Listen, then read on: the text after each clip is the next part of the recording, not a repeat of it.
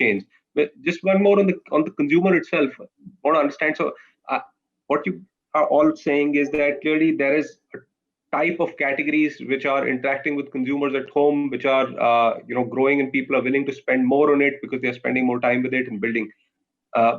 Is that something that you see across the consumer ladder in terms of from the, say, more upwardly mobile consumer to some of the other categories that might have been hit more significantly in terms of, let's say, salaries or businesses to smaller businesses? So do you see that sort of across sort of price points kind of thing? And I think second, is the sort of tier of cities and rural, which I want to explore. But just across in terms of, and maybe Ajay, you have a range across. Do you see also the kind of luxury building out more, or do you see the sort of more mid-market kind of thing, or is it more is it across that people are seeing and following this move towards what they want to do with their homes? We see a slight shift towards lower price points. We're definitely seeing a slight shift towards lower price points. We think that's happening because the growth is coming from the next income bracket of consumers joining to buying the brand. As far as the cities are concerned, I think there's a more diverse basket of cities now than before. So the concentrated sales is the pie chart is changing, and I think it's a function of home makeover cycles, which are very hard to keep track of. But I think everybody's being pushed a year earlier or so. So that's where the growth is coming from. Right. Interesting. So that is a question, and I'll of really trying to understand what are the companies who are doing better doing, right, to with this. And I think there is two aspects to this.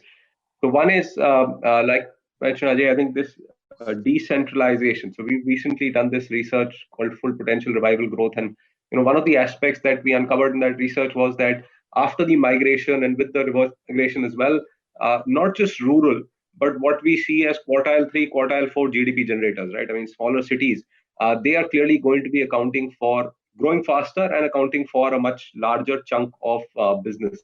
So I think one is that on the geography side, right? And second is, I think this entire, and you mentioned earlier as well, that online, while it has grown, it's not a needle mover yet in terms of significant shifts.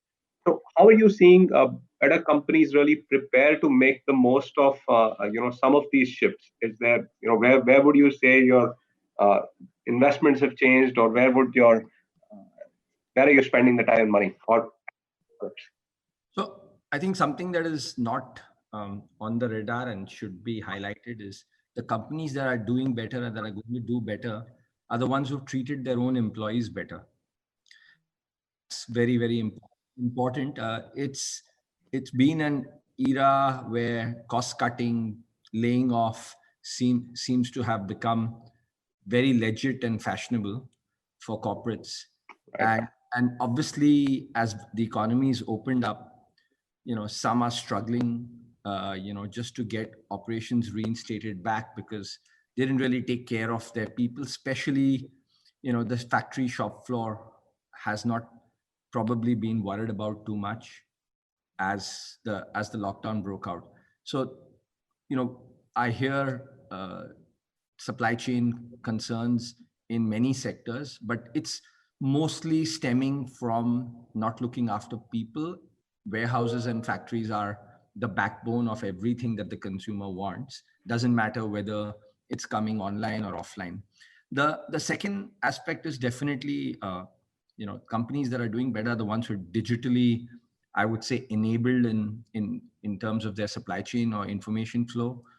And secondly, in terms of digitizing their product, at least. Whether you're physical, even if you're a physical goods provider, it's underestimated how the quality of digital content is differing. So I think we're going to see a lot of improvement in that area, because once you are, your products are part of a digital catalog, really how appealing is it, how much information does it have, and the whole consumer journey piece really matters now, as online becomes bigger. So that's what comes to my mind. And of course, the health and hygiene factors and safeties at retail points is also important. Those who've done a slightly better job will see consumers more confident of walking.